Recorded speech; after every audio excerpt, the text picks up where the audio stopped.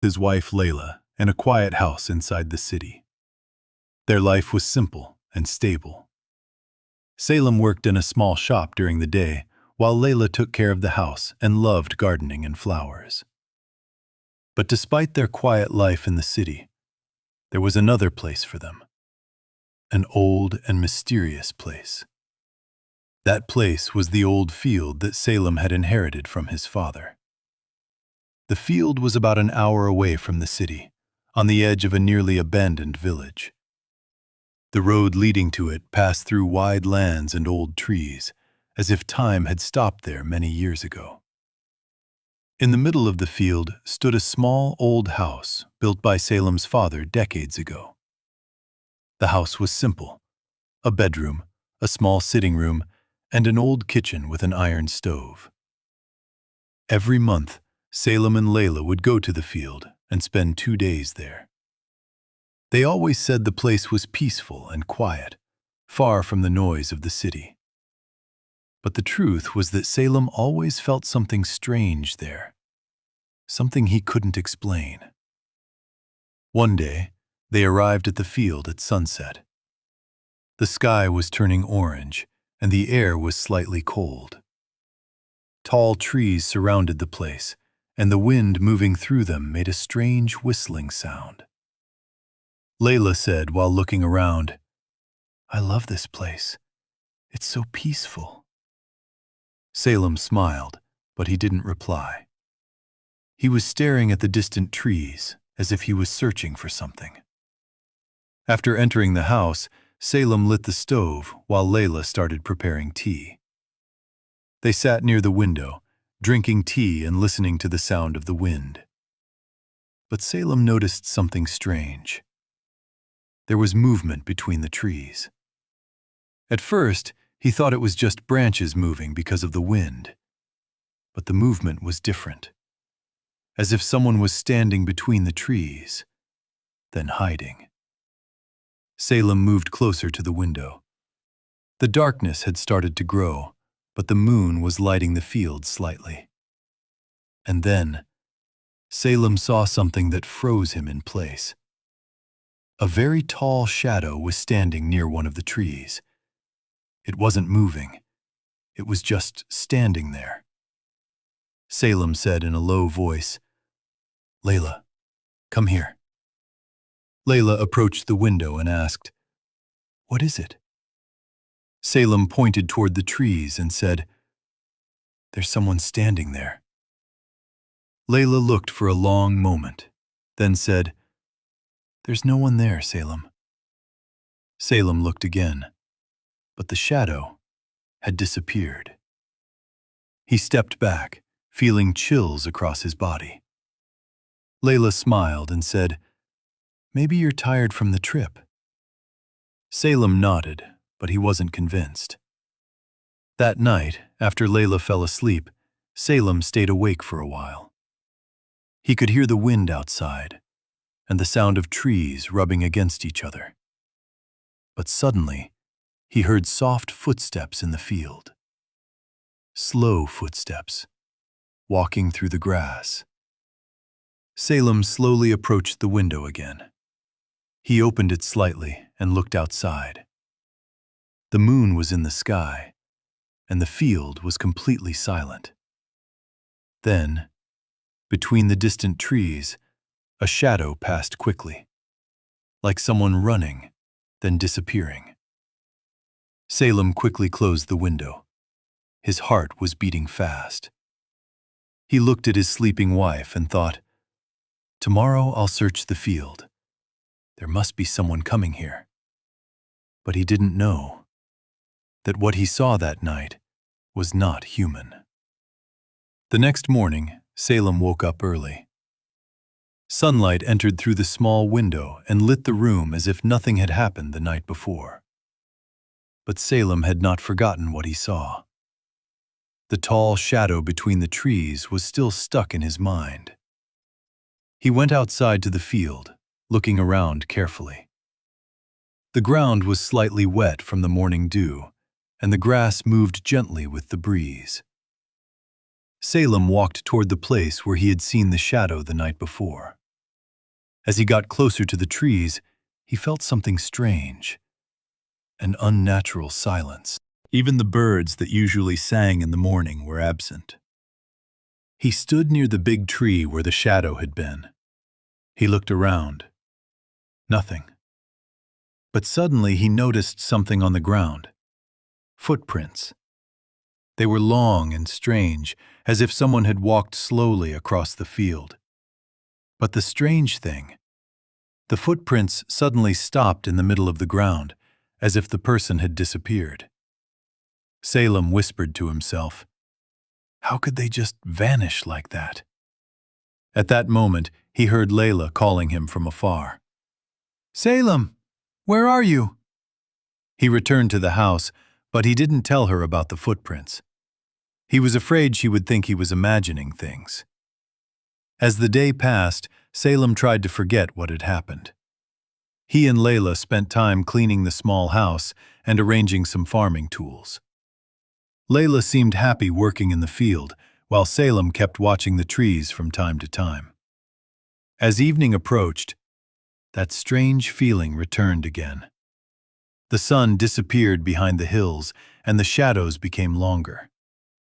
Layla said while placing cups on the table, "The weather here is beautiful in the evening." But Salem did not feel comfortable. He said, "I'll go check the land for a moment." He walked outside among the trees. The sky was darker now, and the moon had begun to appear. While Salem was walking slowly, he saw something move between the trees. He stopped. A shadow was standing behind a distant tree. It wasn't moving, just standing. A chill ran through Salem's body. He stepped forward and said with a slightly trembling voice, "Who's there?" No answer. But suddenly the shadow moved and slid quickly between the trees. Salem ran toward it. He reached the spot, but no one was there. Only trees and darkness. At that moment, Salem felt as if something was watching him from behind. He turned quickly. No one. He hurried back to the house. When he entered, Layla was standing near the window. She said, "I was looking for you." Salem sighed and said, "There's something in the field." Layla asked worriedly, "What do you mean?" He pointed outside and said, "I keep seeing shadows moving between the trees, like someone is watching us." Layla looked at the field for a long time. Then she said, "I don't see anything." Salem opened the window and pointed to the distance. There. It was standing there. She looked again, but she said with confidence, "There's nothing there, Salem." Salem remained silent. He knew what he saw, but he was the only one who could see it. That night, as they were preparing to sleep, Salem looked out the window one last time. And then, he saw something that made his heart stop for a moment. Between the trees, the shadow was standing again.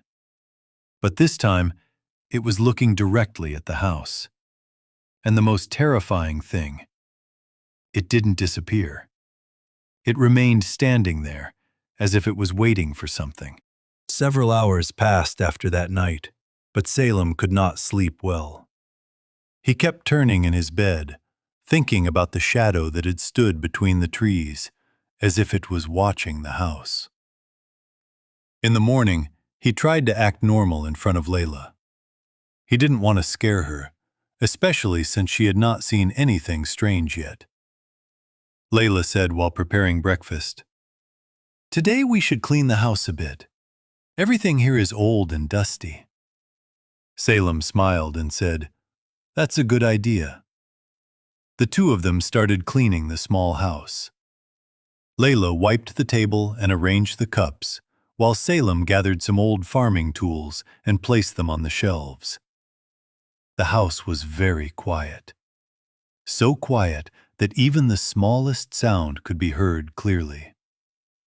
In the afternoon, Salem went outside to the field to fix an old fence. Layla stayed inside the house preparing tea. She placed 2 cups on the table and poured tea into them. Then she went to the kitchen for a moment to get sugar. But when she came back, she suddenly stopped. The cup she had just placed on the table was not there anymore. She looked around in confusion. Then she saw the cup placed on the floor near the door. She said to herself, "That's strange. Did it fall?" But the cup was standing normally, and there was no tea spilled. Layla felt a little worried, but she thought maybe she hadn't noticed where she put it. After a while, Salem returned from the field. Layla asked him, "Did you come inside the house a moment ago?" Salem replied, "No, I was outside the whole time." She said, "The cup I placed on the table, I found it on the floor." Salem laughed lightly and said, "Maybe you placed it there without noticing." But inside, the strange feeling began to return to him. As evening approached, darkness once again filled the field. Salem lit a small lamp and placed it on the table near the bed. Then he said, "I'll sleep early today." Layla agreed. They both went to sleep. But about an hour later, Salem suddenly woke up. There was a soft sound inside the house, as if something was moving. He sat up in bed and listened carefully. A step, then another step. But the sound was not coming from outside. It was coming from inside the house. Salem looked toward the table. The lamp he had placed there before sleeping was not there anymore. His eyes widened. He looked around the room. Then he saw it. The lamp was now on the window. A cold chill ran through his body. He whispered, "Layla, wake up." Layla slowly opened her eyes. "What's wrong?"